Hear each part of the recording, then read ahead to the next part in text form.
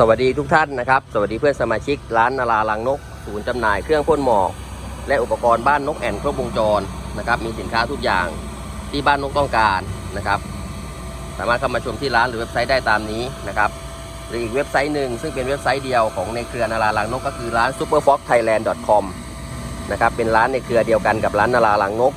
นะครับซึ่งรวบรวมเครื่องพ่นหมอกทุกรูปแบบเอาไว้ในนี้นะครับที่นี่นะครับวันนี้พาทุกท่านมาชมเครื่องพ่นหมอก2รุ่น2แบบนะครับ2ขนาดนะครับเป็นรุ่นอัลตราโซนิกทั้งคู่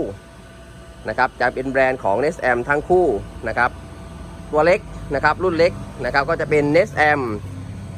NH 2400หรือ NH 2400ตัวนี้นะครับเป็นเครื่องพ่นหมอกอัลตราโซนิกขนาด4หัวพ่นนะครับ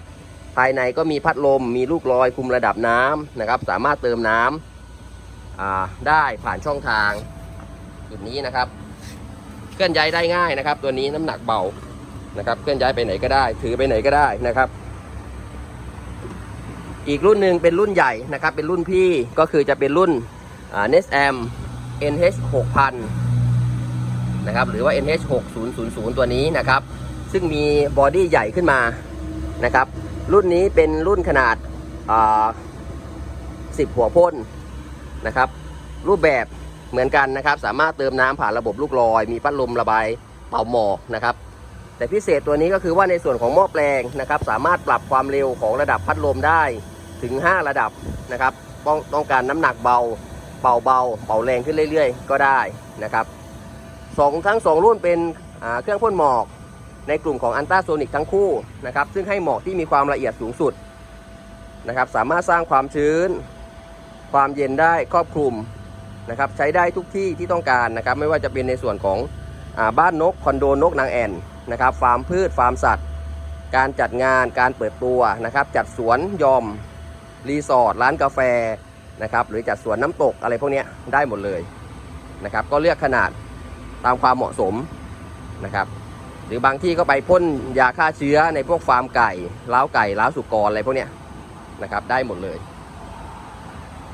นะครับเพราะนั้นท่านใดที่สนใจในส่วนของเครื่องพ่นหมอกอัลตราโซนิกนะครับที่มีความละเอียดของหมอกสูงสุดนะครับแล้วอีกข้อหนึ่งก็คือว่าเสียงจะเงียบมากนะครับจะไม่ส่งเสียงรบกวนนะครับ2แบบ2สไตล์นะครับถ้าเป็น4หัวพ่นก็จะเป็น NH 2400นะครับแต่ถ้าเป็นรุ่น10หัวพ่นก็จะเป็น NH 6000ตัวนี้นะครับ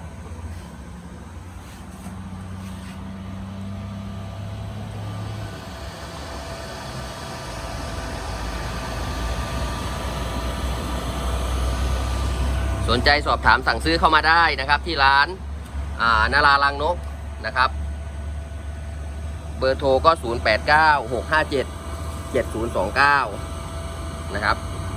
หรือเข้าไปชมอีกเว็บไซต์หนึ่งของทางร้านก็คือ superfoxthailand.com ก็ได้นะครับเป็นร้านในเครือเดียวกัน